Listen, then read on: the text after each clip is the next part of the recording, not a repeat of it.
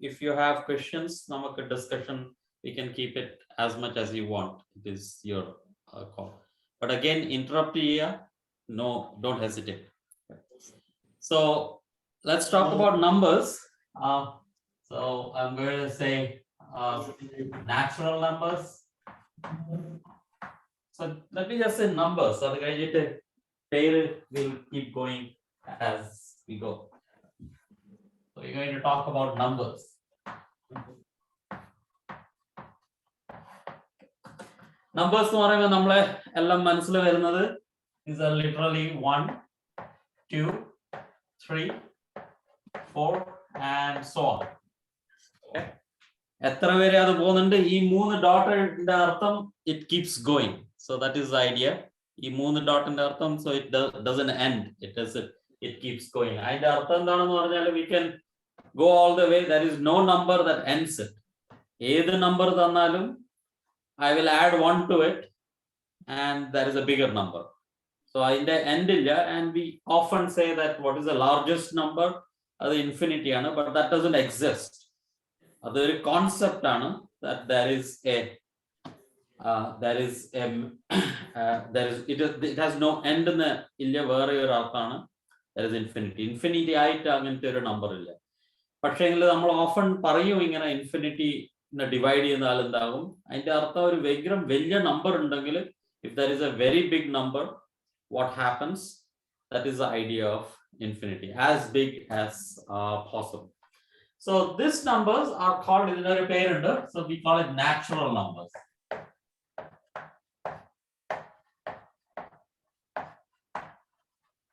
So 1, 2, 3, 4, 5. No, notice either is 0 illa. There is no -1, -2. Fractions most of us fractions so fractions so these are all pure natural numbers just whole 1, 2, 3, 4, 5, and immediately we can do certain things. One addition 1 plus 2 is equal to 3. 7 plus 10 is equal to 17. This is possible. But if you notice, suddenly 2 minus 4 oh, that is -3, but -3 is settled. So you are stuck, correct? So suddenly someone tries to be creative, and this is your natural numbers limitation. So you extend your numbers. First thing you do is what is called whole numbers. Okay. And whole number is basically first just add 1, 0 add here, 2, 3, and so on. And now suddenly 2 minus 2 is well defined, that is 0. But still 2 minus 5 is not well known. Complete. So whole numbers it doesn't give us too much of an advantage. Negative numbers we have to go beyond, and let me do that. And that is called integers.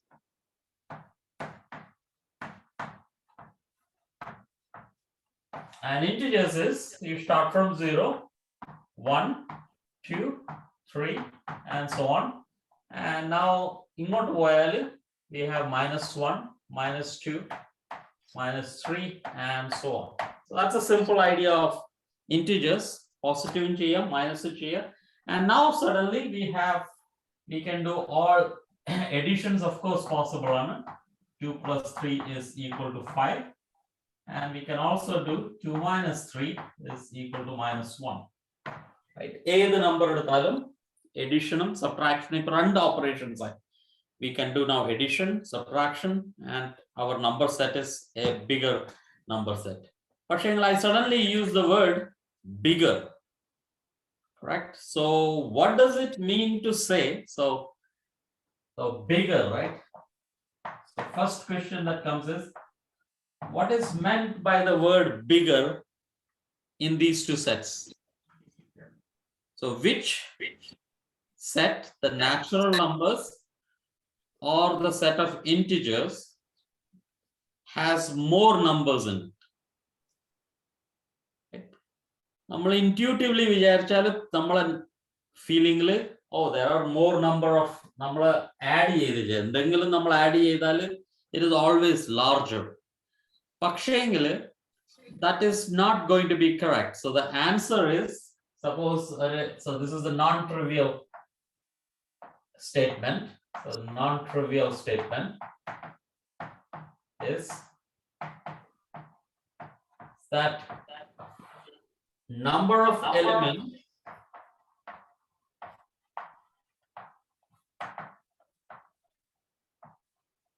in natural numbers and integers or whole numbers, either way, ഏതായാലും പ്രശ്നമില്ല, and whole numbers, let's say, is the same.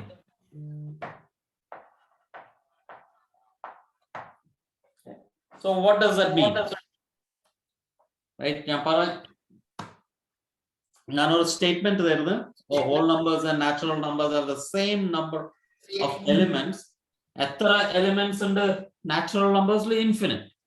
Like they are very large numbers. എത്ര number ഉണ്ട് whole numbers? That is also infinite. But how do you compare two infinities? Like നമ്മളിപ്പോ ഒരു number ഒരു സെറ്റിൽ ഒരു കുറെ number ഉണ്ട്, രണ്ടാമത്തെ സെറ്റിൽ ഒരു കുറെ നമ്പർ ഉണ്ട്. How do we compare them? So നമുക്കൊരു rule ഉണ്ടാക്കണം. So we have to first make a statement. So what does this mean, right? ഇത് രണ്ടിലും ഒരേ സെറ്റ് ഉണ്ടെങ്കിൽ there should be some meaning to that. It should be a logical statement. നമുക്ക് വെറുതെ പറഞ്ഞാൽ പോരാ. So we have to make it logically clear as to why do we say that whole numbers, integers and natural numbers, they all have the same number of elements. Okay, so I'm going to give you a rule book for that. So let's go back. So what do we mean by saying that we can count a set? So this will be called a countable set. So suppose നമ്മൾ എടുത്ത 150 elements in a set ഉണ്ട്, so we count 1 2 3 4 5, right?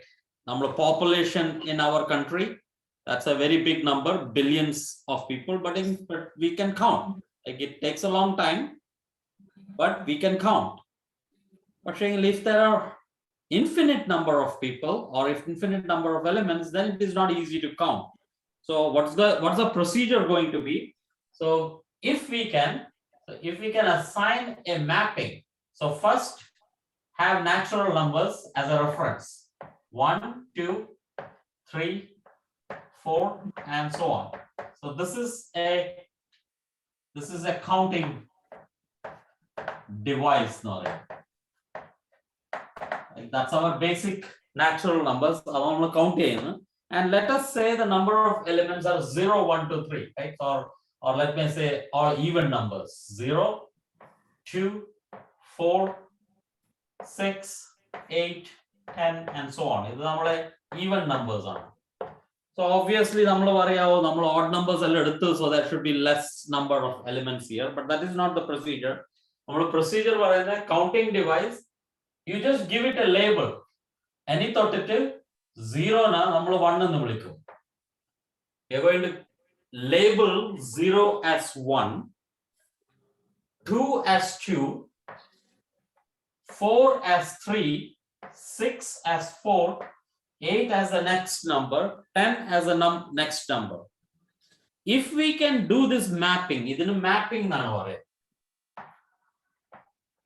If we can map any set to the set of natural numbers, it is countable.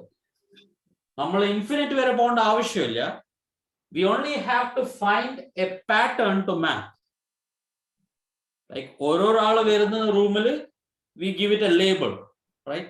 ഇപ്പൊ നമ്മൾ usually ജയിലിൽ അല്ലെങ്കിൽ football ടീമിൽ നമ്മൾ number എഴുതുന്നില്ല. Okay, this person is number 3, number 4, number 5. As far as every person has a unique number associated with it, That's a unique label associated with it. Then we have a mapping, and that means it's a countable set. If it is a countable, every countable set have the same number of elements. Okay, if it is, whether it is whole numbers or natural numbers, if whole numbers it is 0, 1, 2, 3, 4, 5, right? Number label. So now it is 0 is being called 1 is going called 2, 2 is being called 3, 3 is getting called 4, and so on. So there is a mapping there. So whole number is a countable set. It is an infinite number, but it is a countable set. Integer count again. So now integer start so 0, 1, 2, 3, and so on. So this is -1, -2, -3, and so on. Right. So again, counting a pattern. So we will call this 1. We'll call this 2. Next is 3, 4, 5, 6, 7. That's a pattern, right? I can predict a 150th element and I have a prediction. I'll conduct a pattern. So this is countable. So that implies that integers are countable. They're infinite. A very big set, but they are countable. And if they are countable, the number of elements in natural numbers and integers is the same. That's our rule. Right? Once we define that, that is a logic we use. So whether it is whole numbers, natural numbers, integers, they all have the same number of elements. That's already a non-trivial statement, but let's keep going. Okay, so now we have 3 kinds of sets.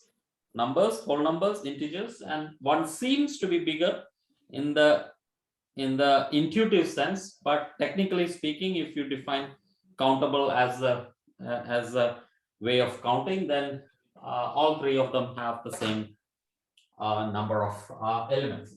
We also sometimes say they are same kind of infinity. That is another way of saying it. Okay. Next, we notice that if you were to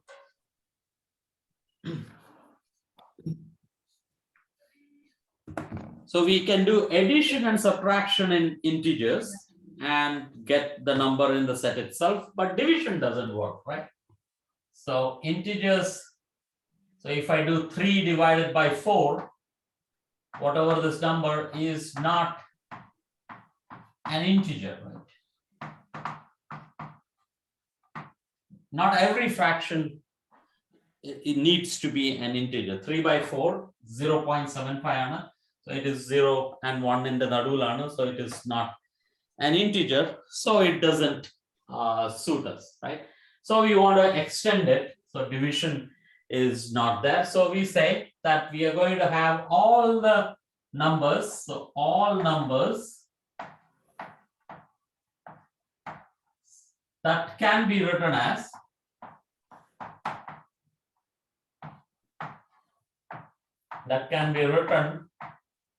in the form P over Q, where P and Q are integers, right? So that will be called rational numbers.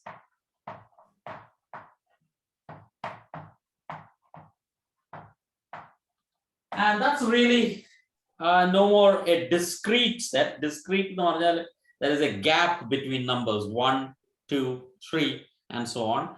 And this makes it a continuous number set. It is dense. So in the sense that, so this is a dense set. So number property countable. Countable means random number like 1 and 2. But now it is a dense set. So density pick any 2 numbers. So this is a number or a point either. So this could be 1. This could be 2, right? So that's another number. പക്ഷേ അതിന്റെ നടുവില് you pick these two numbers, അതിന്റെ നടുവില് you can find 1.5, right? So that's add the two numbers and divide it by the greater number. So that's 3/2. Right? So give me any two numbers, I will find another number for you. Take the average for an example. If one angle, two angle, add the two numbers and then divide it by 2. So that's 3/2. So that's one number. So I then add opinion boa. So add 3/2 and 2. So that's 3/2. So that's 7/2, correct? So 3/2 plus 2 is 7/2. So this is 7/2. So that's something in between.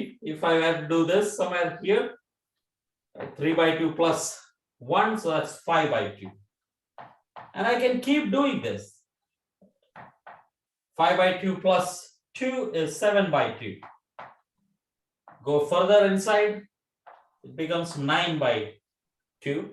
And am I doing this correct? No, right? 1 plus 3/2 divided by 2. So this should be 4, right? Sorry. That's 5/4. 5/4 plus 1. So that's, I did this all wrong. Sorry. So 3/2, 5/4, 5/4 plus 1. So that's 9/4. So that's 9/16. No, 9/8. 9/8. 5/4. Oh, yeah, I did this twice. So 9/8. Again, add 1 to it. So that's 17/8 divided by 2. So that's 17/16. Yeah. And I can keep doing this, and this will go on forever. Right? So give me any two numbers, and I will always be able to find another number in between. So that's very non-trivial. If you go outside, I can find a lot of numbers. So if you make the number bigger and bigger, I will have a lot of numbers. Pick any two numbers, and I will tell you as many numbers as you want. Like there are infinite number of numbers between any two numbers. Like give me any two numbers, rational numbers, and there are lots of numbers. So that's called a dense set. Dense there are infinite numbers in between any two numbers. Question? Can you count that? You cannot count that. Okay, so that's what I was trying to say. This is again infinite of them. Again, you can say, give me a pattern, right? You just have to say this is 1, that's 2, that's 3, that's 4, and I can keep doing this forever. I'll never stop. There will be no need to stop. And that means it's a countable set, but there are infinite number of them. So in that sense, it is. No, it cannot be counted, right? This can be counted. So yeah, so now let's see. So there is a question here that can it be counted or not, right? So the question comes, this is a dense set, and can a dense set be counted? Remember, our rule of counting is that as far as I can map to a natural number, it is countable. I just have to give you one rule where I can put a label or label using a number on every number that is a rational number. If I can come up with such a labeling system, it's countable. That's all I need. So let me tell you a very trivial labeling system. So that will also tell you what do we mean by counting. It's straightforward, but often not trivial to come up with it or be sure that we are actually counting everything. So let's see how can we count a rational number, right? So this is the idea that rational numbers, which is dense, like which is dense, is countable. And notice the idea. So that just looks straightforward, but has significant implications. So how do I, first of all, I need to find a way to organize the rational numbers. Of course, a straight line, as I showed, and every point on it seems to be a way to represent a rational number. But let me have another way of organizing these rational numbers. And this will be in a discrete manner. So remember, any number that can be written as P over Q is a rational number, right? I should be able to divide two numbers. So this represents all the numbers P, and this line represents all the numbers Q. So what is P? So P can be 0, 1, 2, 3, 4, and so on. So each of this is a P. So P over Q, so this is also -1 is also a possibility, right? So this is my Q. Now, P over Q means, let us say, for example, I start with 1 over 2, right? So P is 1, right? And Q is 2. That's 1 over 2. This is 1 over 1. This is 1 over 3. Right? So this is 1 over 1. That's 1 over 2, 1 over 3, and so on. This is 2 over 1, 2 over 2. 2 over 3, and so on. So this is a way of representing every number. Give me any number, any rational number, and it can be represented on this grid. And of course, there could be negative also. So you can go down, right, and extend it this way and that way. And that's your complete a way of representing or illustrating rational numbers. You say, come up with any natural number, any rational number, and I'll show it to you there. And now I need to tell you a way of labeling them. That's it, right? If I can label them in a unique manner, it is countable. Like that is all we have to come up. We have to find a unique way of counting them. So this is how you will do. So this is 0. So that's my first number. That's my 1. Sorry, first this is 1. That's my 2. I have to label them, right?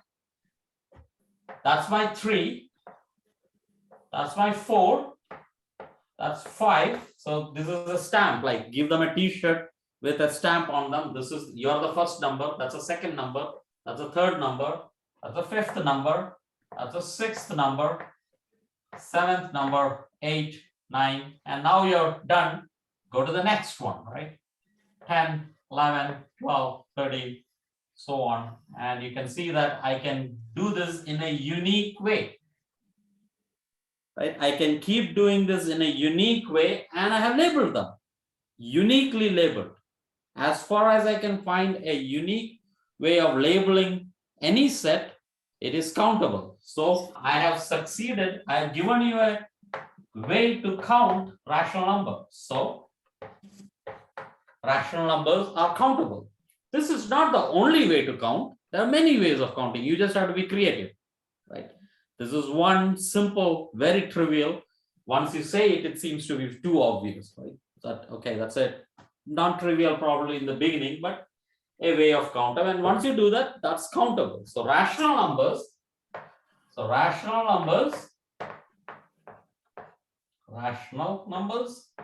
are first of all, they're dense. Unlike whole numbers and integers, they are dense, but they are countable. It should be non-trivial. It shouldn't be obvious that, oh, you wouldn't have thought that it will be possible to count rational numbers.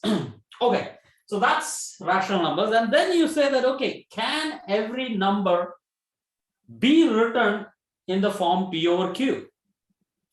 Because whenever you divide two numbers, you're dividing two numbers. So division is taken care of. But then you come and say that, is every number really, can it be represented as P over Q? Are we missing any number when we are writing it as P over Q? Okay. Are you familiar with this? Okay. And it turns out that yes, we do miss numbers when when we require them to be of the P over Q form. And an example is, so this is now we are going into irrational numbers. So the question is, are there numbers that cannot be written as P over Q? So this is irrational numbers. And the best way of seeing this is, so this is 0, that's 1, right? And that's 2. And somewhere here is a number which is square root of 2. Okay. Square root of 2 is a number. Basically, we are asking which number when squared gives you 4. And in that sense, we have square root of 2 as a number. So that's surely a familiar number. But then we ask, what are the two numbers you can think of, right, which will give you square root of 2? Hello, Rishi. Hi, Shajesh. Yeah.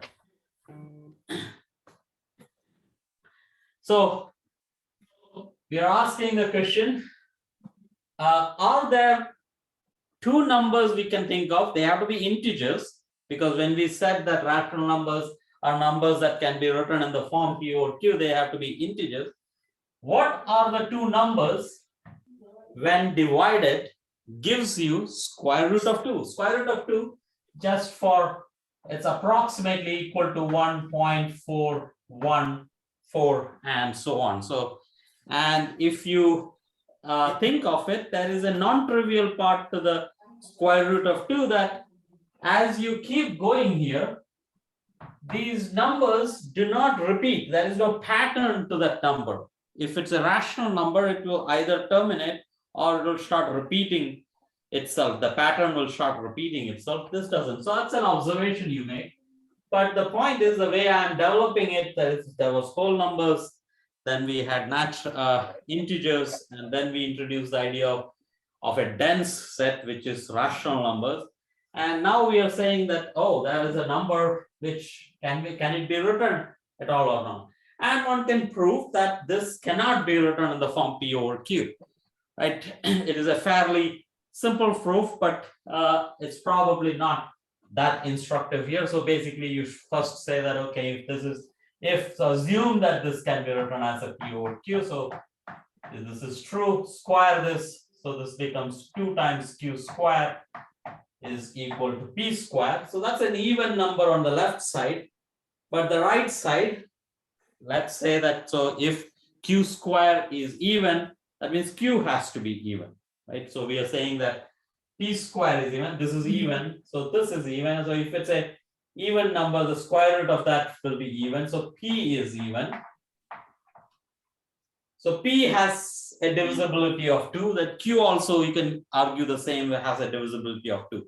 So that's an argument you can go through and show that this cannot be written. So there are numbers that cannot be written in the form P over Q. That is all I want to point out here. That means immediately we have an irrational number which is not of the form P over Q. So what's the idea of an irrational number? That any number that cannot be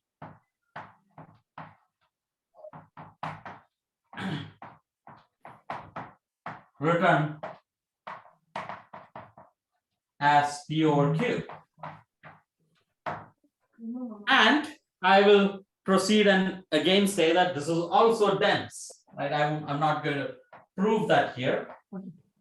So that's again dense. But now the only point I will make here, which is kind of very interesting, is that it is dense, but now the question comes, is it countable or not?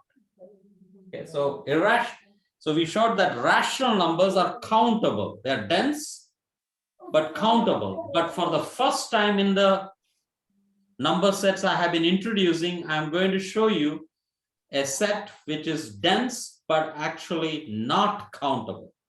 Okay, so then if whenever you say something is not doing some, it is harder to prove because you have to find a counter example, right? So let's do this logically. So let's say, so the statement is going to be that irrational number set, irrational numbers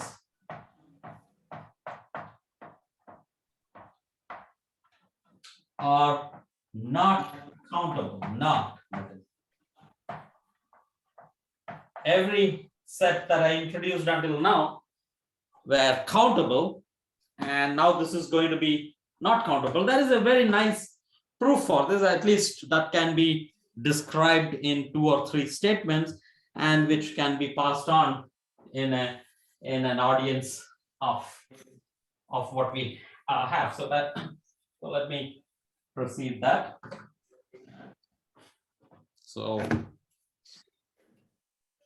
okay, so the idea is to show an irrational number is not countable. That means I shouldn't be able to find a map, right? So this is proof by contradiction. So proof by contradiction.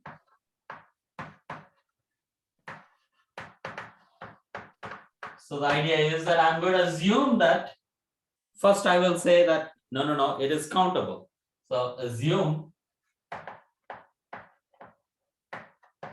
that they are countable.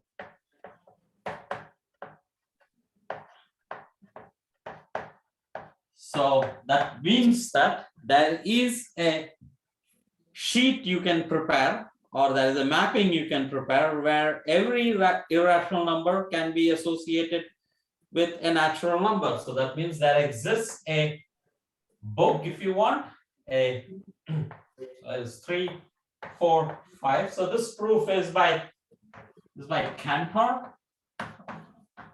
So he was the first one to show that actually irrational numbers are not countable. So that's a set of natural numbers.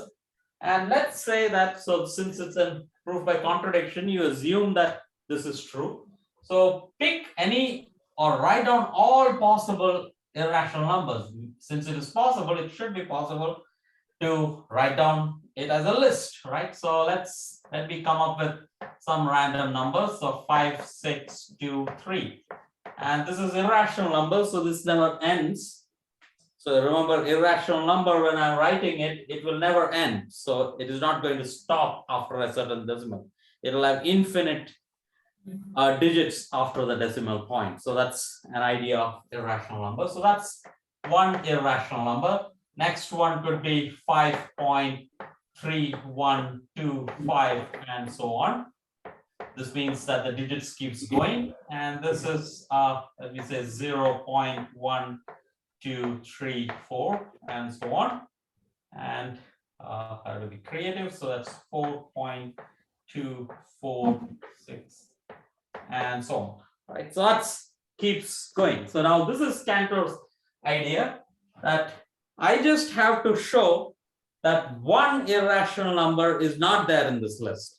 If I can show at least one of them is not in this list, that means I have disproved the statement that this can be actually made into a list, or it can be actually counted. By counting, I mean that every number can be associated with the natural numbers. That's our definition of counting. That's our rule for counting. And so, so Cantor created that number in the following way. Pick the first number and look at the first digit. And by the way, I seem to suggest that they are all 1-digit numbers. They don't have to be. Let me say this is 15 and 460 and so on. Pick all possible numbers.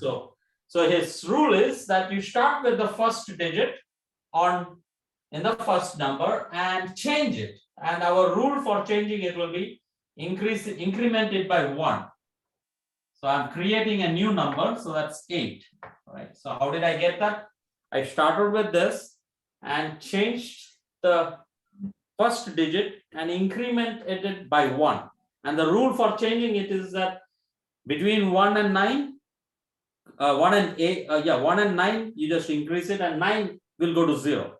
So 0 becomes 1, 1 becomes 2, 2 becomes 3, and so on, and 9 becomes 0. So that's our change rule of changing. So that's the first digit that has been changed. 3. So next, come to the next list or next number in the list, and go to the next digit. So 3 becomes 4. Come to the next number in the list. 2 becomes 3. Come to the next number in the list. That's 6. 6 becomes 7. And keep doing that. Okay. And you have to do the same thing on the other side also. But now let's see whether this is any of the numbers in this list or not. Notice this, it cannot be the first number. This number is not in the list because this is not in the first number because the first digit doesn't match.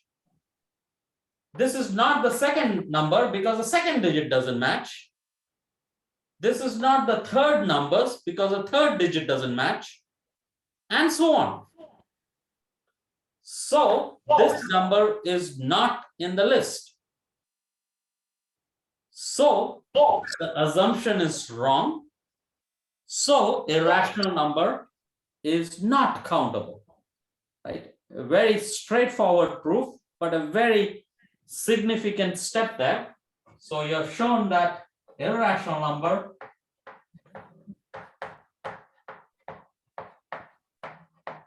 is not countable. Like significant.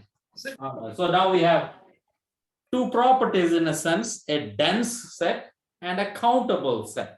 Like what we have not talked about. So I'll introduce some properties now. Countable, right? Is it dense? And there is one more property you can say, are they ordered or not? By ordered, what we mean is that give me any two numbers, you should always be able to tell which one is greater, which one is lesser. And in all the number systems that I have introduced to you until now, whole numbers, natural numbers, integers, rational numbers, and irrational numbers, there is a ordering. You can always say which number is bigger than the other. Like for example, there are students in your room in Sphics. There is no ordering there. There is no idea of who is larger and who is smaller. That's not a definition. We don't even know how to compare, right? So that's not a clear idea of what do we mean by who is greater and who is smaller. So that's not an ordered set, but numbers, all the numbers that I have introduced until now, they are all ordered. There is also one more number set, which is the rational numbers plus irrational numbers. That's a simple addition of just combine the two, because now we have a disjoint set. One is irrational and one is rational. Combine the two and you have a real number set. And since rational numbers are not countable, real numbers are also not countable. They are dense because both individually they are dense, and they are ordered because you can actually still define what is less than and greater than in real numbers. So all that is good. And now, is there anything beyond? Right? Is there anything we can extend to as far as the property of numbers goes? In very simple terms, the idea is that there is a group and there are other definitions that you can introduce operations or not. But just is there anything beyond real numbers or not, in very simplistic terms, let's say, and the extension to that is by what is called complex numbers.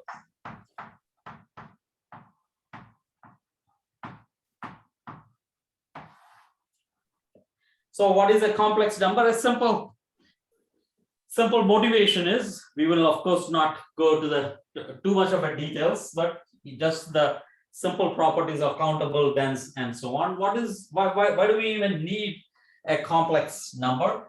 Did you already say the real numbers, or I probably missed? I said real numbers in very passing. I just said that there is nothing new I'm going to bring in. So that is real numbers is simply rational plus irrational.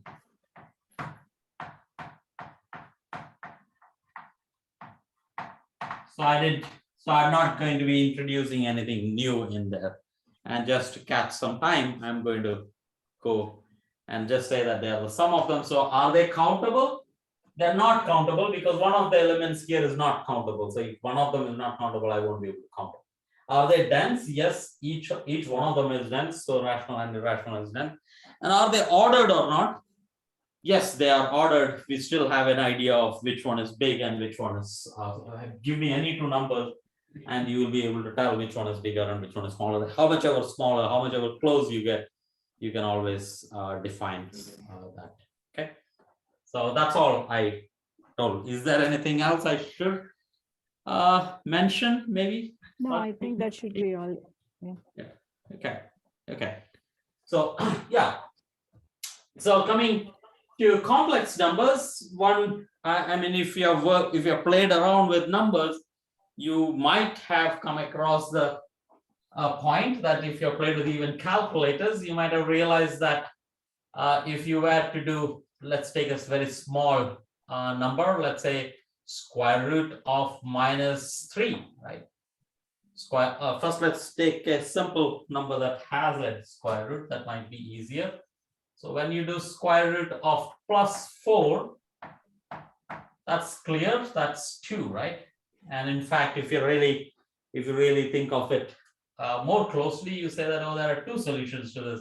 It could be +2 or -2. The question we are asking is that what number, if you square it, gives you the number underneath the radical. This is called a square root sign. So what number, if I square, gives me the number written under this square root sign, right? So then you say that, oh, +2 times +2 is +4.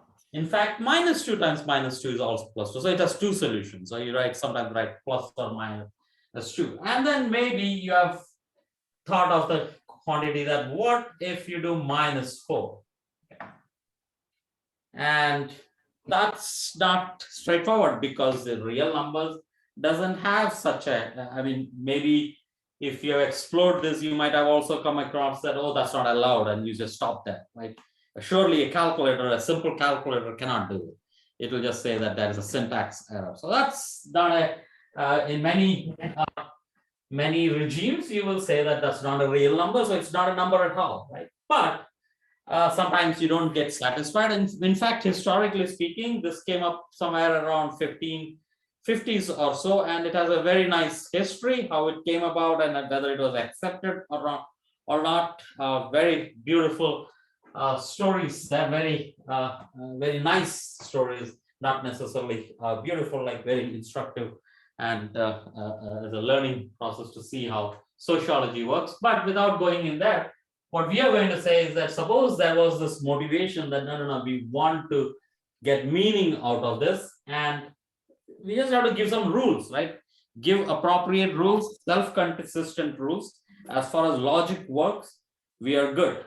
And the logical statement that may allow this is that you say that you define a quantity that this is going to be equal to not plus or minus 2.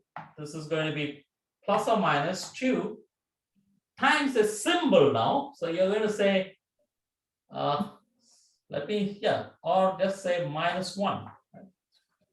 So what does this mean? It may not make sense. So let's say this is, make a symbol now, I, right? So I just created a symbol I for square root of -1. I'm not really evaluating it, but I'll keep them aside. So there are going to be two sets of numbers. Any number whose square root can be determined, and all others that cannot be determined, I'll keep it aside. And it is possible to write it as I, right? So you say that what is the property of this? I square is equal to -1. That's all I'm going to tell you, that this is a number, is a number whose square is -1, or there is a rule that says that square of them is -1. We know that that doesn't exist such a number if you're in real numbers. But now you say that, oh, no, that exists. And one realized that if you write let's call it Z now. So Z is typically a letter that you use for complex numbers. If you can build a number system like this, X is a number. So let me not use the variable here. So let's say 2. And another number which is 3, but with an I, right? So that's 2 sets of numbers. It's a combination. If you really want, it's just a combination 2 and 3. That's it. So I just means that I cannot add it to 2. 2 plus 3i is not 5. Right? That's the only thing we are saying. It's 2 sets of numbers. So suddenly I have increased my number space significantly because all the numbers I can write here, or all the numbers I can write here. In fact, like we said about rational numbers, now I can say bring in all the numbers in here. So 1, 2, 3, not necessarily discrete, including all the rational numbers and irrational numbers here. That we will call it the real numbers. And now another set of numbers which we'll call on the y-axis or on the other coordinate, and anywhere down here, so any combination. Again, I repeat that it is not discrete. This is a real set, and pick any point here which represents this 2, 3, right? So 2, 3 is a number, or 4, 7. All those are going to be what is called complex numbers, and there is a rule book for adding them. Addition is in fact very straightforward. So if you have Z1 is equal to 2 plus 4i, so that's one number. Another complex number, Z2, is equal to 7 plus 13i, let's say. That's two numbers. How do you add them? It's straightforward. Z1 plus Z2. You add these two numbers separately, which are called the adding normal numbers, the usual numbers, the real numbers, 2 plus 7. And you add these quantities separately, 4 plus 13. Right, so that's 9 plus 17i. Right. If you want to subtract, do the same. You subtract them instead of adding, and you would get 2 minus 7. So if you were to subtract them, you would get minus 5, and 4 minus 13 is minus 9.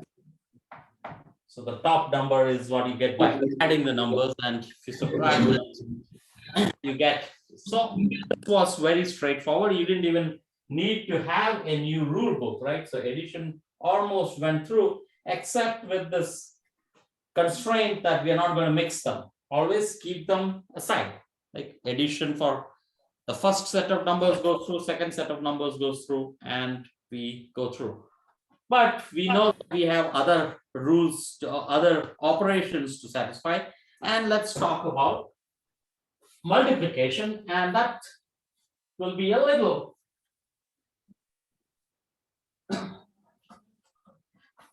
there you have to change the rules significantly, and in fact use the fact that we mentioned earlier that I square is equal to minus 1.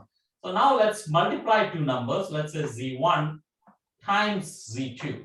I'm multiplying these two, and the rule is, again, let's try as much as possible to use the normal multiplication, right? So this is, let's say, 2 plus 4, right? 2 plus 4i, and the other was 7. Simple numbers. So let's say 7 plus 5i. So that's two numbers, and I'm multiplying. Let me pretend I can do as much as I can. So I do the normal multiplication, distribute them. So it is 2 times 7, that's 14. Then I get 2 times 5, but now that is with the I, right? So I have to do this as 2 times 5, that's normal numbers. That's so the rule is to multiply them. So I had to define those rules, and now so I have done this, and now I do 4i times 7, and then 4i times 5i. So notice what comes about is that 4 into 7 is 28 times I. A lot of things went in here. So notice 2 times 5i, I multiplied them. So keeping the I intact. Same thing here, I moved I throughout 4i times 7. I can come out of the 7. All those are rules that I have to clearly specify when I am defining this multiplication. And finally, there is this 5 into 4, 20. Again, I'm moving numbers through I. But when two i's come together, it will be I square, right? I times I. And that's where I use this fact that I square was defined to be -1, right? I was square root of mine. It's 1, I square is -1. So whenever I see an I square, I'm going to replace that with -1. With that simple additional fact, you can do all operations in complex numbers.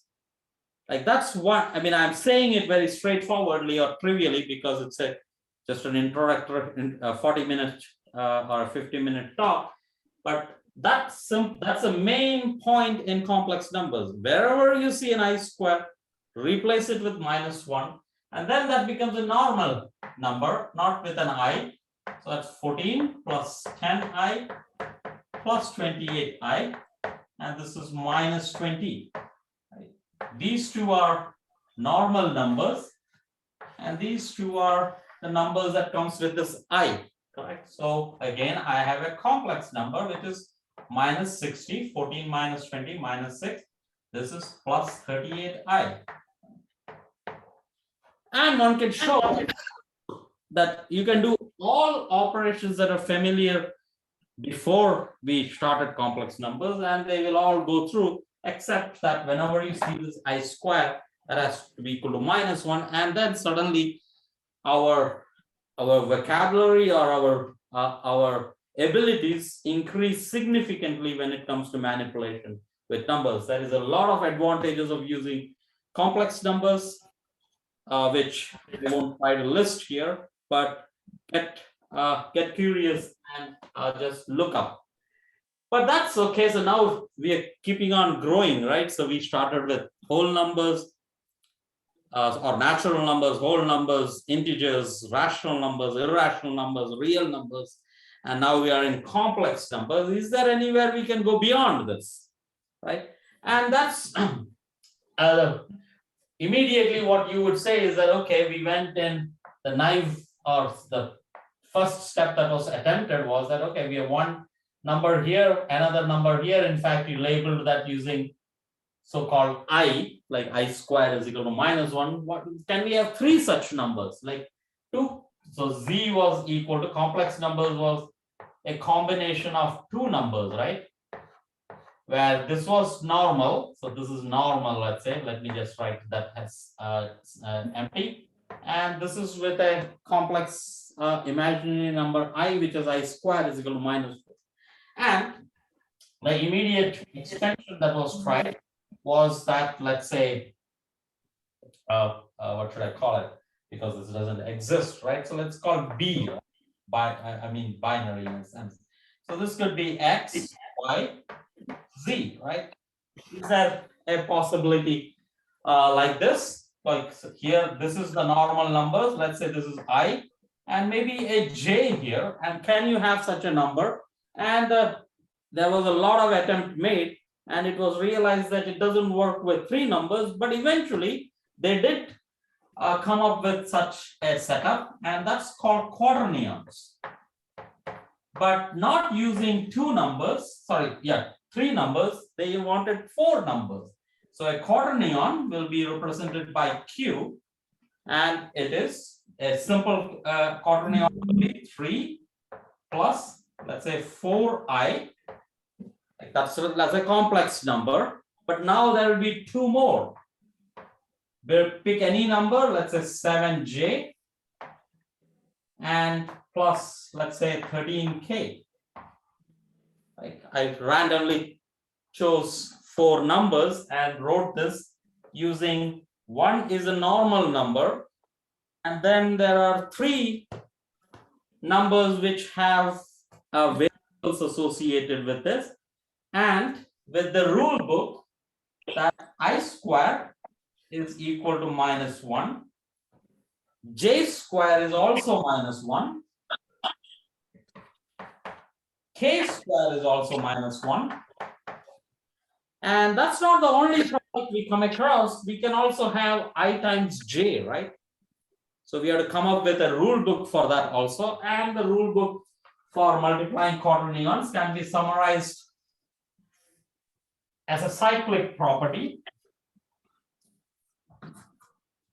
that so you write ijk along a circle. So j k and add orientation to that circle. Let it go clockwise, and the product will be, if you go clockwise, ij will be equal to k, right? Ij, go to the next one, k.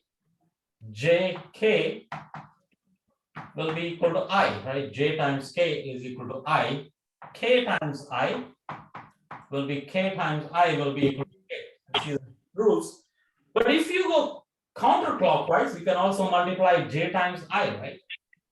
So j times I and going the opposite way, that will be equal to minus k. Do the same thing, I times k will be equal to minus j, and k times j is equal to minus I. This simple set of rules lets you do all operation necessary for quaternions, and they are less used as of now, but there's a lot of significance of it, especially when it comes to rotational transformation. There is a clear theme that this seems to be more powerful than the normal rotations that we are used to. In fact, there are certain kinds of rotations we see among inside atoms which cannot be very easily quantified using normal operations. So it is very nicely done using quaternions. So that's the extension from complex. You don't stop here, right? Then you say that, okay, now I combine 4 numbers. Are there more possibilities? Then comes octonions. So that's the same extension, but now with 8 set of numbers, and there are a set of rules that you make, and you can set that. So now we are keeping on going. Like we started with natural numbers, we went until real numbers, which is very much used. Then came complex numbers. Now we have quaternions, then we have octonions, and this can be easily, all these sets of algebra that you can create can be pretty much encompassed in what is called Clifford algebra.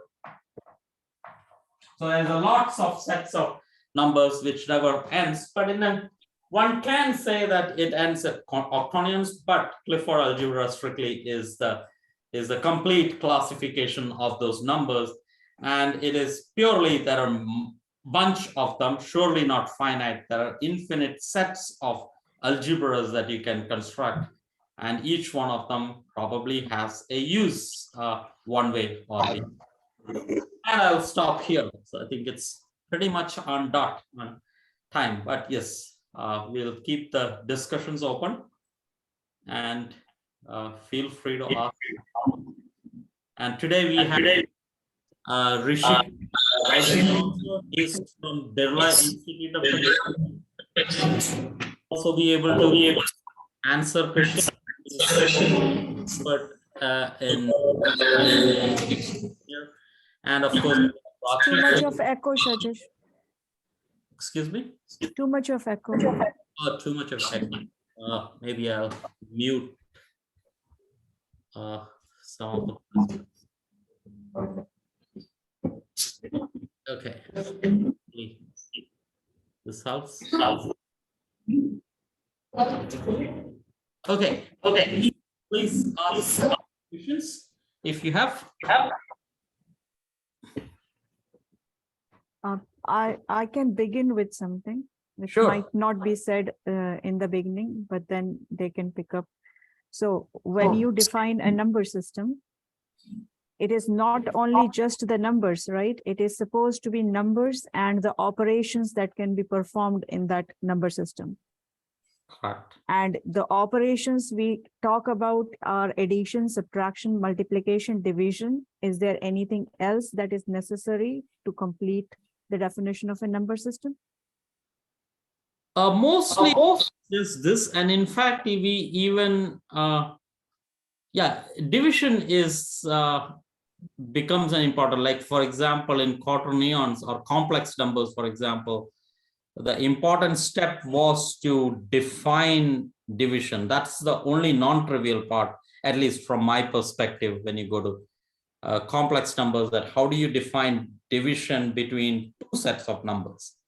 Right? Once you have crossed that line, there is a lot of simplicity in that. I shouldn't say that is the only non-trivial part, of course not. But sometimes I have heard that most of these number sets, like complex numbers, quaternions, and so on, they're also called division algebras, which means that there is a division that can be defined in these algebras. So I believe division is a non-trivial. I don't know more than that. Maybe others too. There's a theorem due to Hurwitz that the only possible division algebras are in 2, 1, 2, 4, and 8 dimensions, and that's why it stop at octonions. Okay. Perfect. So that's it. But one thing I think, because we may not have discussed this how this various algebraic structures, and I think, as you said, is also called division algebras, because we can define an inverse for this numbers. It's multiplying by an inverse, right? Division is nothing but multiplying by the inverse. But so as one goes from complex to quaternions, this commutativity, the property of did you discuss in the beginning the commutativity property? No, I did not bring that up at all. Yes. Yeah. Point. So, very good point. Yeah. So I mean, there is something that is sacrificed. You're retaining the division algebra, but when you go from complex to quaternion, the commutativity is not as you showed that ij is not same as ji, and that's why they play a role in the rotations, because rotations are non-commutative, finite rotations. And as one goes from quaternion to octonions, they are non-associative algebras. Correct. That's right. That's right. Yeah. So that's one more property, Yeah, which is very good. Yeah, I didn't stress on those points. But because maybe you did not stress because you did not talk about it. I think maybe perhaps for students at this stage. Correct. But interestingly, in class 6, there is a discussion of these properties of numbers. Chapter 2. Good. In CBSE, this associativity, distributivity, and but for the octonions, although they are non-associative algebras, meaning bracket AB times C is not same as A times bracket BC. But if A equals B or B equals C, then on a special case it is true. Maybe I can write that. Associativity. So if you have 2 times 3 times 5, right? So that's one number. So that's, you will get 6, right? Times 5. So that's 30. But you notice that I can do the opposite way also, right? I can start with 3 times 5 times 2. So this is 2. I think this is what is, right? Yeah. So times 10. Help. What am I doing? No. 15. So this is 15 times 2. So that's 30. These two give you the same numbers. And the point is that not in every number system, in what we talked about, like octonions and only octonions, quaternions are associated. Yes. This will not be satisfied. But the octonions, so if you write it as But of course, then one has to define first how the multiplication law is there. But if A times bracket B and C, if A equals B, Let me write. so in a special case, it is satisfied. Yes. So for, I mean, I think if all three are there, that's a trivial situation, right? So if you have octonions will be what's the symbol for that? O maybe? Suppose I write 3 times 3 plus 4 times I plus 7 times J plus 9 times K plus I need 7 more. yes. So let me just write that as so 7. So 5 times Q7, let's say. So you need 7 of them there. And then the point is, can you construct these products in such a way that it is actually associative? So I think it is hard to describe that. I cannot come up with a simple way of writing that here. But I think I will not extend that. But good point. You have to build those numbers and then multiply this, but I haven't given you the rules of multiplication in octonions, and then do that, and you can show that this will not be satisfied. Or what you should do is it meaningless to ask if there is such a number. Just start thinking on that line. That step. Yes, Anna, you have a question. No, I am just I am one of the audience here. So I basically want the children to ask one of the questions because I find they are a little lost in all this mathematics that's going on. Please. Questions undo? എല്ലാം പറഞ്ഞ മനസ്സിലായിനോ? കുറച്ചേ മനസ്സിലായിട്ടില്ല, മുഴുവൻ മനസ്സിലായിട്ടില്ല. കുറച്ചേ മനസ്സിലാവും. അപ്പൊ എവിടെയാണ് അത് ശരിയാക്കേണ്ടത്? quaternions and octonions. എക്സാക്ട്ലി അതിനെപ്പറ്റി ചോദിക്ക്, എന്തെന്നാണെന്ന് ചോദിക്ക്. അത് ഒന്നും കൂടി എക്സ്പ്ലെയിൻ ചെയ്യാം. Very good, very good. അടുത്ത പ്രാവശ്യം ഇല്ലേ, മോന്റെ പേരെന്നാ?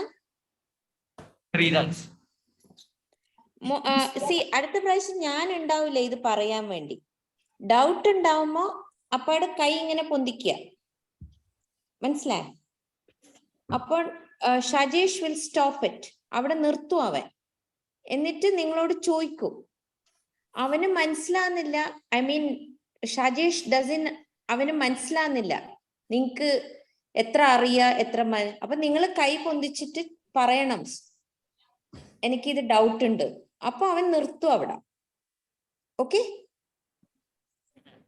Okay, so I will demonstrate how octonions are multiplied. Okay, so that's what I'm going to do. So let's say I have first octonions is Q1. I'll work with numbers. In principle, you can. Shajesh, what is the question? Sorry. The question was, can you explain octonions again? Can you repeat that explanation? So instead of defining the whole of octonions, I'm just going to multiply 2 octonions and just as an illustration, like complex numbers, I multiplied 2 complex numbers and I showed that, this is how you get a new complex number out of it. I did not tell you everything about complex numbers, but a simple description. Yes, question, please. So where are octonions used? If you want to describe rotations, let me show this. This might have a good Yeah, think of.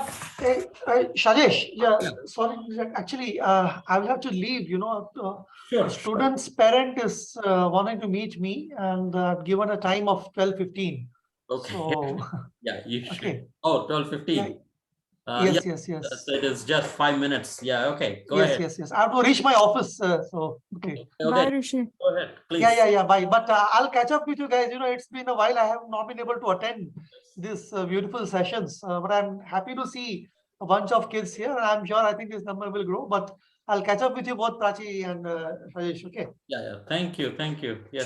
Sure. Thanks. Have a good day. Thanks. I enjoyed the session, Shajesh. Thanks. Thank you very much. Okay. Bye, Shamna. Okay, so the question was, where are quaternions used? Okay, so now notice that if I have, so I'm going to describe rotations now. Okay, so rotations has this counterintuitive feature which probably you might have seen, but I'm going to show it the following way. Okay, so remember this position of this notebook. Okay, the face is facing you, so that's the letter pad, right? The white side is facing you, and this is on top, and the plane of this is parallel to this blackboard. Okay, so that's the position. I'm going to make 2 rotations of this, and I'll do it in different orders. Okay, so first rotation possible is I rotate it about this axis, so that's a rotation, right? So I'm going to rotate it by 90 degrees. Okay, notice what I'm doing. There is a line axis of rotation is coming out of this plane. I'm rotating by 90 degrees. Okay, so I turned it back 90 degrees, turn it back. Okay, another rotation possible is about a line passing through this. That's my axis, and that's 90 degrees. Agreed? And there is a third rotation possible, which we won't use today. Okay, so that's one axis, again to remember. That's the first axis, and that's the second axis. Okay, so now I'm going to do this in first do one rotation, then the second rotation, and then change the order. Okay, so the first is do this, remember. And now do the second rotation, which is about this. Okay, so now remember my position. Notice this white sheet is facing my right hand. Okay, when I'm looking at you, and probably you're looking in the same way, like my right hand, that's my facing my right side. Okay? And this upside of the keyboard is towards you, right? That's the upside, that's towards you. Okay, so now I come back, right? Remember that right side, and it was towards you. Okay, and what I did was I did this and then did this, right? I do the opposite now. I first do this rotation, right? And then I do this rotation. And notice it's very entirely different. This is facing up. Earlier it was facing to my right. Now it is facing up.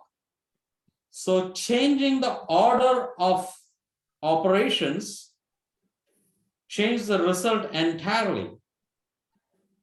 That's equivalent to saying that 3 times 5 is not the same as 5 times 3.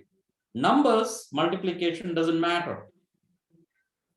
Okay, but these kind of operations, multiplications matter. The order of multiplication matter. Whenever these kind of operations are involved, you can use quaternions. Rotations are a classic example where you can use quaternions. Anytime you see a system where the order of multiplication matters, then quaternions are a good candidate to represent them. That's not the only candidate. There are other ways of doing it also. Another way is what is called matrices. Okay, matrix algebra can explain the same effect. They do not respect the order. So, but anyway, I was going to show you how multiplication is done. So did I answer the question, by the way? Just what what are quaternions used for? I gave you one example for explaining rotations in a mathematical way. And I also generalize this that anywhere you see where multiplication order matters, like 3 times 4 is not the same as 4 times 3. If you come up with such questions, then you want to use this algebra. Okay. So let me describe quaternion's multiplication anyway. So this is a quaternion will be 3 plus, let's say, 1 times I, and let's say plus 2 times j, plus, let me have minus also, minus 1 times k. And remember our rule book for multiplication. This is I, j, k. That's your rule book, like I times j is k, k times I is j, and so on. If I do clockwise, I get positive. If I go the opposite way, I get negative. Let me say Q2 is equal to 1 minus 1 times I plus 0 times j plus 2 times k, let's say. Those are two randomly picked quaternions, and I'm going to do Q1 times Q2. Might be a little work because I have to do all this multiplication. So I'm going to do this right here itself without writing. So this is 3 times 1. So I would multiply this times this, right? 3 times 1. So that's 3 itself. 3 times minus 1, that's minus 3. But there is an I. There is no hat there. So it's 3 times I. 3 times 0 plus 0 times j. 3 times 2, so that's 6 times k. That's only with this number, but now I have to start with I. 1 times 1. So let me start the next line. So that's 1 times 1, so that's 1i. 1 times minus 1, so that's minus 1i squared. I need a rule book for that. So I square, remember, there are additional quantities that any square is minus 1. Minus 1 k square is equal to minus 1. And if they're different, then you use that. So again, 1 times 1 is 1i. 1 times minus 1 I square, with I square being minus 1. 1 times 0 is 0. This time ij. Right, no hat there. I times j, which is basically k, which I'll do in the next step. 1 times 2, so it is 2 times ik. Do the next, so it is 2 times j minus 2 j times I plus 0 j square plus 4 j times k. Next one, minus 1 k, minus 1 times minus 1 plus 1 ki plus 0 kj and plus or minus 2 k squared. Use the so it is 3 minus 3i plus 0j doesn't contribute. So this is 0j, let me write that, plus 6k. This is plus 1i, we'll write that here, plus 1i. This is minus 1i square. I square is minus 1 times minus 1 is plus 1. That's plus 1 goes here. This is 0. Ij is k. So k is 0. And 2 times I times k. I times k, I have to go the opposite sense. So it is a minus 2. Right? Minus 2 times j. So remember again, so I was doing here, right? I times k, I went opposite sense. So it is, it came j, so it is minus 2j. Come here, so it is 2j plus 2j. J times I have to go. Shajesh, below j, right below j, you wrote below I. Oh, below 2. Thank you. J.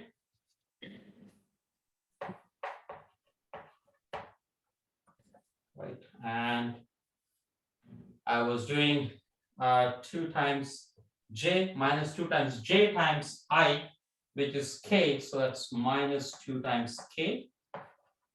Next is 0 j square, that is 0, that's a number, so that's 0. 4 times j times k clockwise, so that's I plus 4 times I.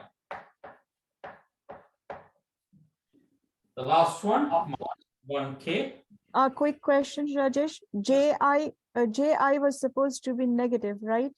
Minus 2 Ji I should have been minus k minus k, and there was a minus already there, right? So plus 2. plus 2k.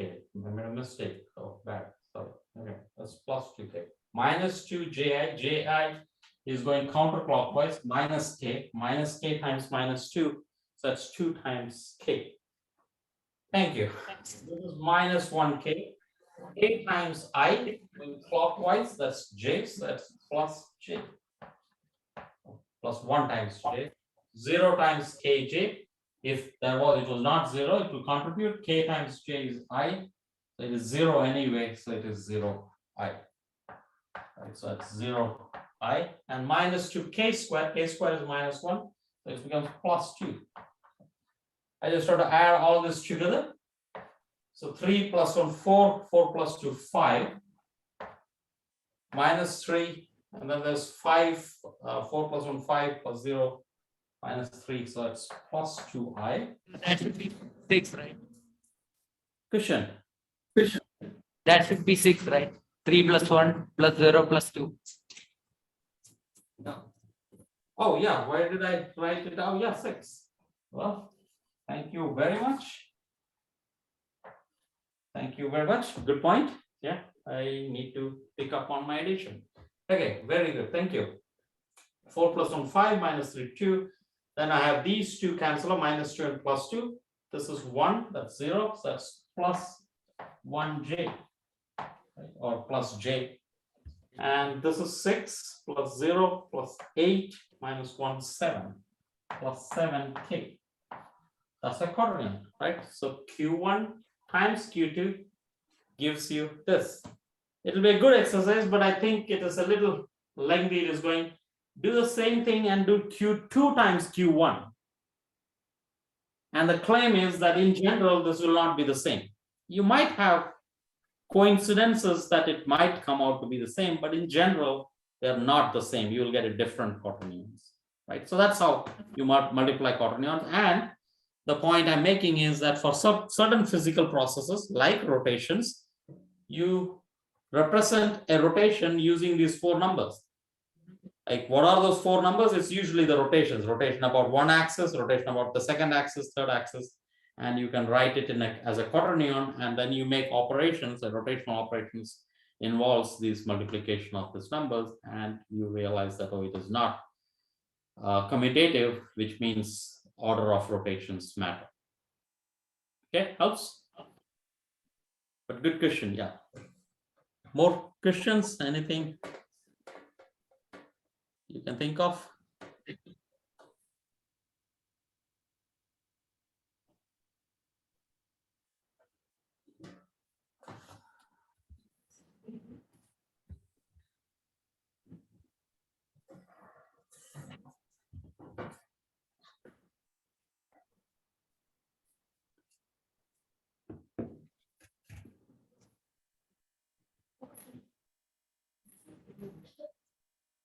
So maybe one should discuss like why we do use numbers in everyday life, and we use it left and right. And like one should ask this thing, that why the counting and numbering and all those operations became necessary, and how you continue inventing, like most likely the way you showed today, starting from natural number. Like basic simple thing was counting, right? Everybody in the old times had been counting. I have 5 bushels of wheat, let's say, right? Mhm. So you have to somehow make a use of that counting, that oh, everybody is counting. But then where did the need of a whole number, where did the need of an integer, where did the need of a rational number, irrational number started showing up? I mean, those kind of things one should ask, right? Correct. I would say need, right? What do we need? Where is our intelligence coming up? Earlier we were adding and subtracting, and it was sufficient to do that. And then we realized that, oh, there is a convenience when you multiply. So then you started multiplying, and then you expanded your set. And somewhere we became sophisticated that we could consider rotation. And that's when you extend your number system. You can work with numbers, but it's more tedious. This one makes it convenient to both visualize and to do the operations. So I think it is convenience and logical. Logical. Everything that we do has to be logically consistent. That's a huge constraint. It is hard to come up with a number system which is really logically consistent.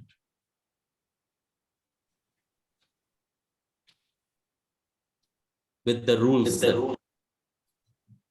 Consistent means if you create a rule, then make sure that there is no exception. Like a counter example could be a legal, like socially speaking, a legal system. There we do for examples. That's why we often say that, oh, mathematics is very exact science. There are no counter examples. If there is a logical inconsistency, everything goes wrong. So there is no logical inconsistency in pure mathematics.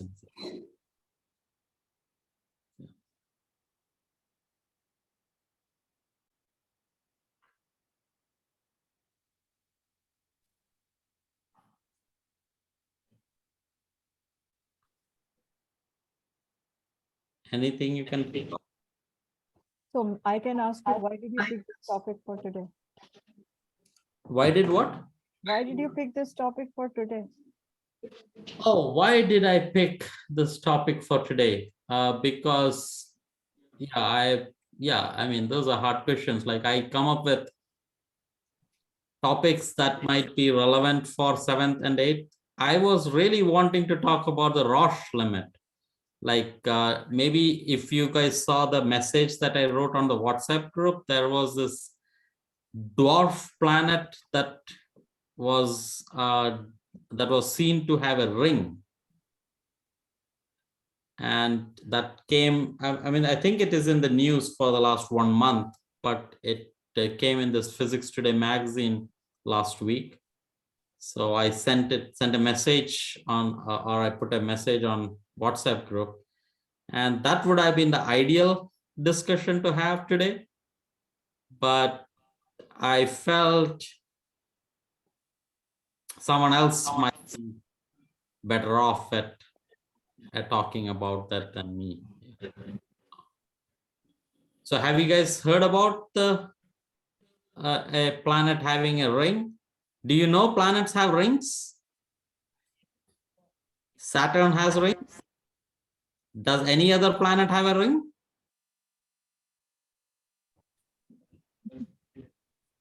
Yeah, they do.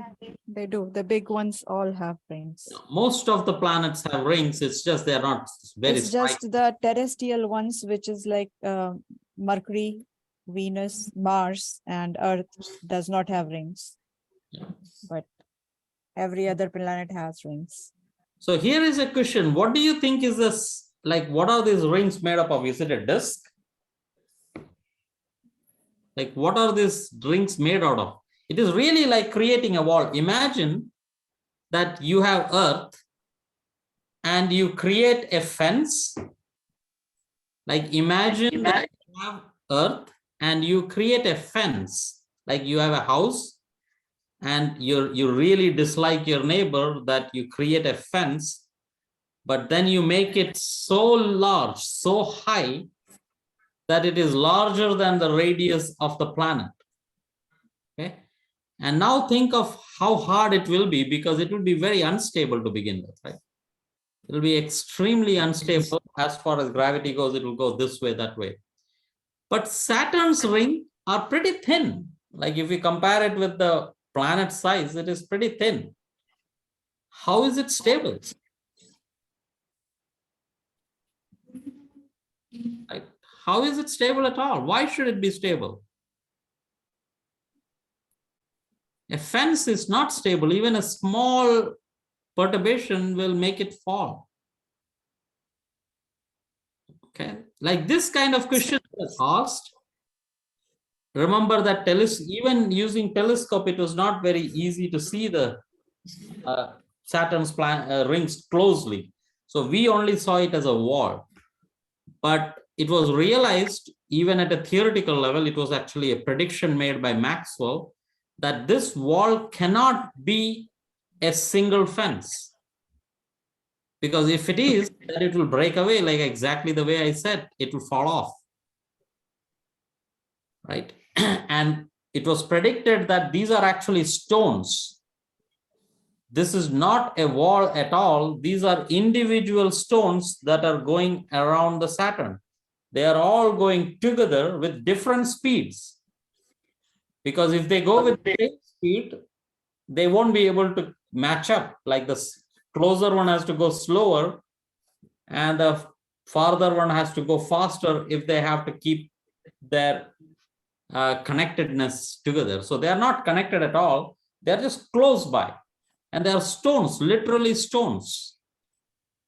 Like sometimes water, like built out of water, there is water in all these tiny stones in there. So water is not really that rare when you go in the outer regions of space. Water is reasonably common.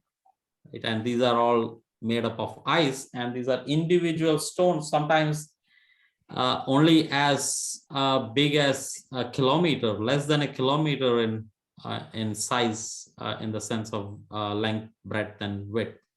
So that should come as a surprise as to, oh, really? That's not continuous, but what we see as Saturn, this is small ones.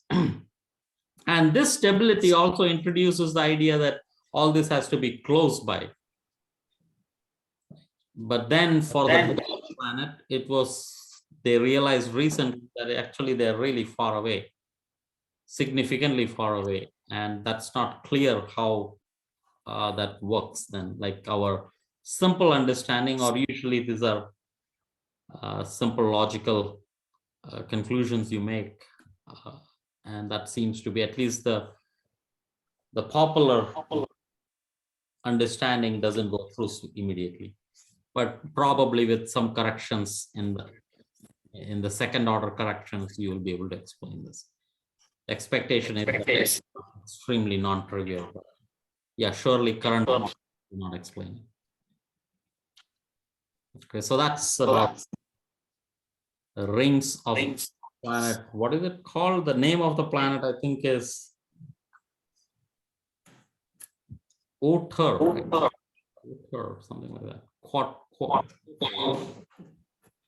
So look, Quateron, right?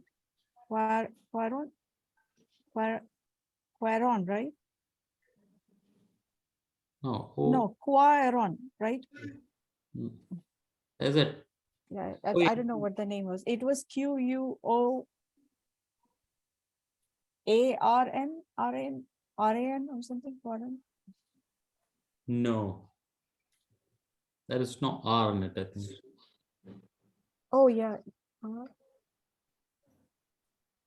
The recent quarter. Spell it? Quarter. QUATAR. That's correct. Yeah. I think so. Yeah. So, I don't think so. okay. Okay. Let me just look it up instead of. Check it.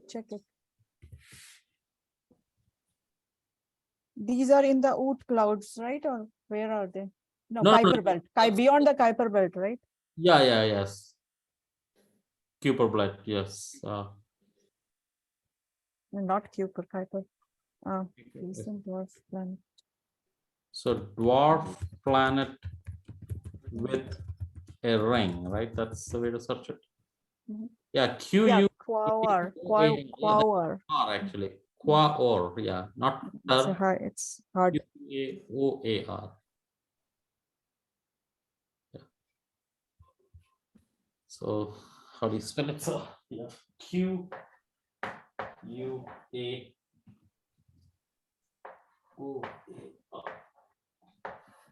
So there is this AOA in between. That's the way to remember it, I suppose. Oh, where am I? Yeah, QUAOAR. Yeah. Okay. I don't know how to pronounce it. So just, I don't know, like whether you guys read about it or not read about it, but the question which is making rounds basically, which is important about this planet, is that this planet has rings also. And every outer planet has rings basically. But the point is that scientists believe in something which describe below certain distance from the center of the planet, the rings can exist, and beyond that, rings cannot exist. Beyond that, it has to become a moon-like thing, like our moon, like it has to become a satellite of that planet. And it has to do with like what kind of forces act on those stones, basically. Now, interestingly, this particular planet has rings beyond that limit that is set up by the science. And if they are not able to explain it, then this will be a new, like there is a need of a new explanation in this particular case, which is kind of telling you that how science is evolving. Like it has to come up with the right explanation that why it is able to exist beyond that limit. And that is what Shajesh was talking about. That limit is called Roche limit.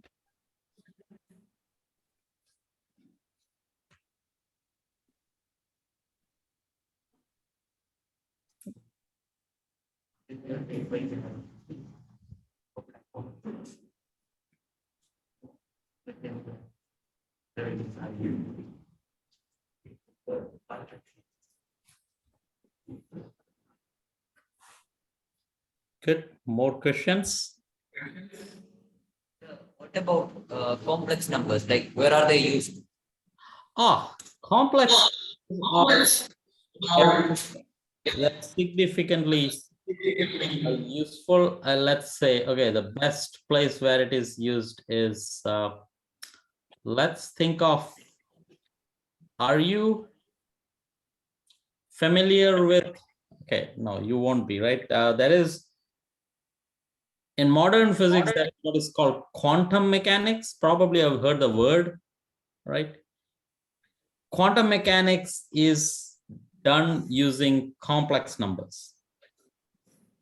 Okay, the whole of quantum mechanics is done using complex numbers. So in that sense, it is useful, but let's say, okay, better. Yeah, I can tell you something which is nice. I think you might have come across this. Let me change the camera. Okay.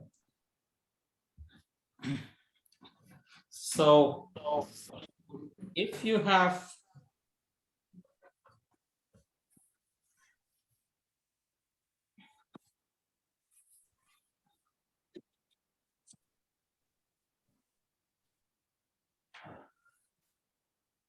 so for example, if you have a polynomial equation, let's say, let's talk about quadratic equation, right? X squared plus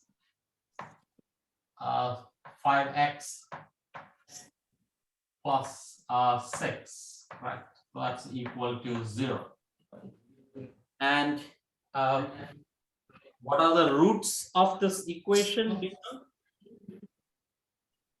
You know, it's like if I were to Solution, have you done quadratic equation solutions? Huh? Yes, right. No, I'm asking them if they have done quadratic equation solutions. Yes, we did. First degree and second degree. Exactly, right. So you would say that x is equal to, like there is a -5 plus or minus, right? Then you 5 square minus 4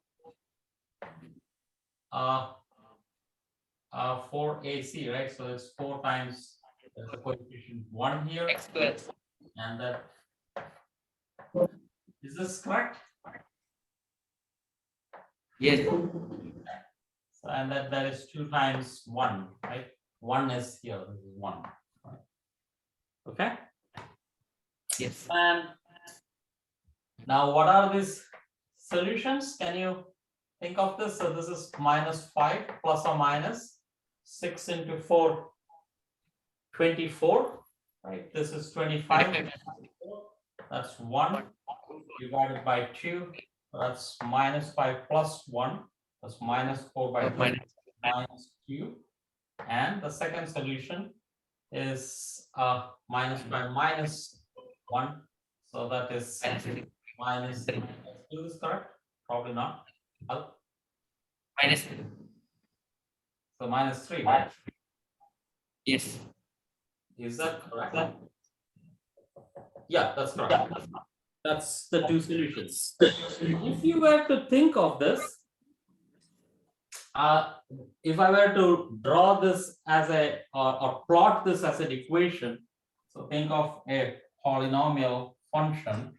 It is x squared plus 5x plus 6, and have this as y, and this is my x. And if I were to plot this, this will always cross these 2 points, -2. So -2 is here and -3 is here. They will be like this. Okay, so they will intersect exactly at those 2 points. That's the property. That's why you call it roots of this polynomial. When does this become 0? So y is 0 at these 2 points. So that's -2, and that's -3. Right. Now, if you think of any such equation, you have, they will mostly cut this form, but now lift this up. As you go up, this touches here at only at 1 point, and that will be the case when this is equal to 0. But there will be situations when this does not intersect at all, right? And then you say that, oh, it doesn't have any solution. So the way you have studied quadratic equations will be that, oh, this will always be greater than 1. But now let me change this a little bit. Now let me make this 7, and changes the 6 to 7. Okay, so if I change that to 7, now what happens is that instead of rewriting it, I'll redo this. So this is equal to -5 plus or minus 5 square remains the same, and then -4 times 1 times 7 divided by 2 times 1. That's equal to -5 plus or minus, I have a 7 into 4, 28. This is 25, and I have square root of -3 divided by 2. Correct. And you would say that, oh, the calculator cannot do this anymore, and according to our real number rules, this is not doable, so you stop here, right? Your rules of real numbers do not allow you to proceed further. But if you're in complex numbers, then you can proceed further and say that this is -5 plus or minus 3i. Right? Square root of -1 was I, remember, divided by 2. And this has a meaning now, right? So quadratic equations has 2 roots. Typically on a real line, you see them as these 2 intersections. But in a complex number, it always has 2 solutions. Okay, so quadratic equation does not always have 2 solutions in real number set, because after a while it disappears, right? When it is somewhere here, there are no solutions for this. So you have to say, oh, sometimes there are 2 solutions, sometimes there are one solution, sometimes there are zero solutions. But in a Yes. complex number system, you will always Alaikum salam. choose solutions. Meera? So that's one very simple application of complex numbers. It shows, I mean, complex numbers is a set which has been used left and right in physics. So I'm probably just not able to come up with more interesting examples, but you will see it everywhere coming in. Like, for example, if you have to do what is called integration, like it involves a lot of there is another nice application of complex numbers. Think of a think of a sphere. Okay, so you have a sphere and your goal is to squeeze this sphere. Okay, that's called a transformation in mathematics.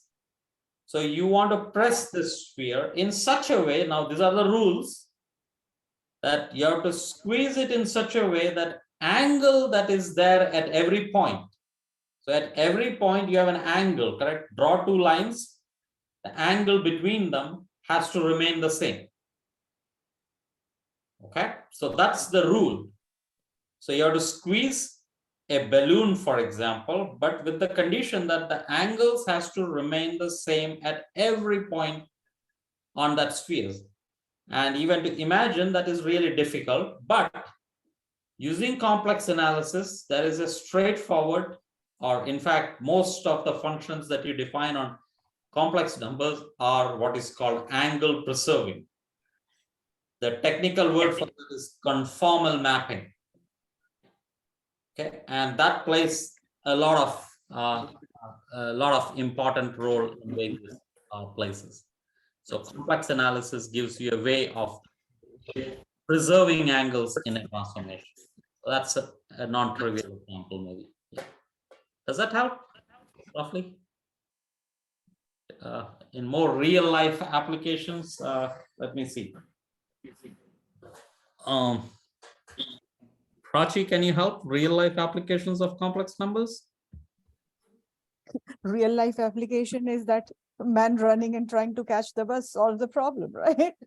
Yeah, but to explain that, I will need a lot of Yeah. But I think that was being fun. Like the point here is that most of physics eventually will require work. Like, okay, this much maybe you guys understand if you're working with physics a little bit or not, that physics needs mathematics to give proper explanation, right? So mathematics is considered to be language of physics. Okay, you have to transform your physical situation into mathematical language, solve the problem, then interpret your results, and then bring it back and explain it to the other people, right? This is how physics works. Now, eventually you will realize that most of the physics, whenever you translate into mathematical, in the mathematical terms, eventually it will require all these like tools, which is complex number analysis and quaternions and these kind of different analysis matrices. They will be needed to actually solve the problem and then make sense of the problem and then bring it back. So yeah, I mean, a complex number you cannot get rid of. Even electronics, quantum mechanics, Shajesh already gave you, like whichever branch of physics you would want to think, every branch of physics will use complex numbers. So, but as far as I understand, like, I mean, they are like, for physics, they are tools. Yeah. For mathematicians. Again, a slightly remote example for 8th and 9th grade, but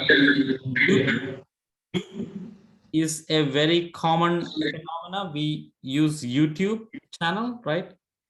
Until 10 years back, it was not possible to have a system like YouTube because the file that you upload for a video is really huge.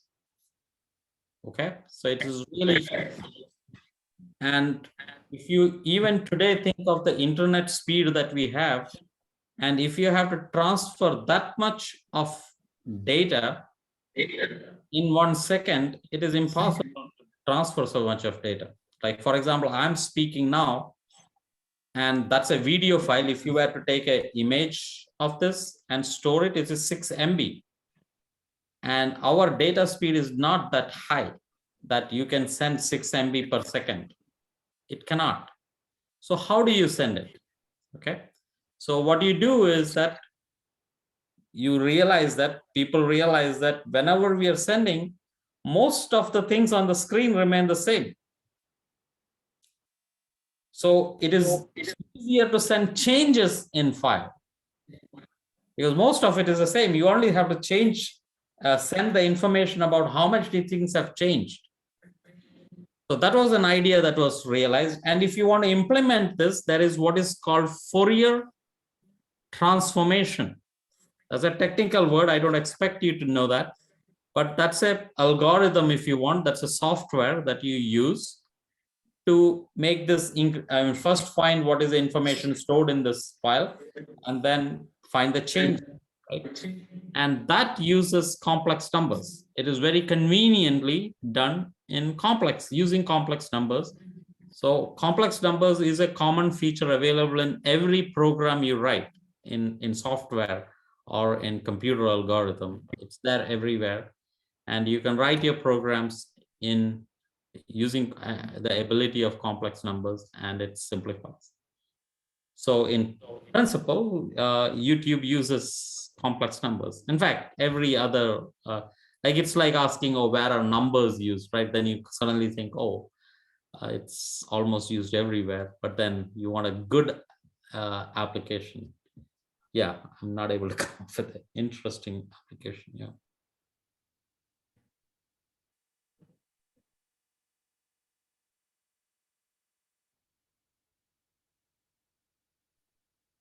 Yeah. Antiparticle. You hear about antiparticle? Antiparticles are particles. For example, let's say me, right? For every me, there exists another anti-me, which by any chance, if they come together, they will both disappear and there will be a lot of energy released. Okay. Typically, it doesn't happen very easily with large sized objects, but for small particles in the lab, we can create this. So you have a particle, an antiparticle. That's easy to create in a lab. It is not an exotic concept. This can be done in a lab. We always create these particles. The only challenge is that these particles live for a very short time. The antiparticles live for a nanosecond. By nanoseconds is 10 raised to 9 zeros, and you divide it. So it's a very short duration of time. But in that short amount of time, we can experiment with it sufficiently that we can learn a lot about it. But anyway, so there is a antiparticle, and usually these antiparticles are complex conjugates of particles. That means they are complex objects, and one particle is a transformation of the other. So if you know the first one, you know the second one also. It will have identity. It's like twin. Like if you are identical twins, many of the properties are identical, right? Similarly, particle and antiparticle, they're mostly identical, except that they are connected by this complex conjugation. So many of the fundamental concepts are understood using complex numbers. So that is very much used. Complex numbers has been exploited significantly. We understand complex numbers very, very, very well. That's not the case in quaternions. There is a lot of room for improvement and understanding it better so that it can be brought to daily life. Graphics, yeah, graphics is one place where quaternions are used because that involves a lot of rotations. Like graphic requires a light source and projection of where the light is going to be falling. So computer simulations that use a lot of graphics will use quaternions a lot, but it is not used as much it could have been. So it is not as prevalent as complex numbers.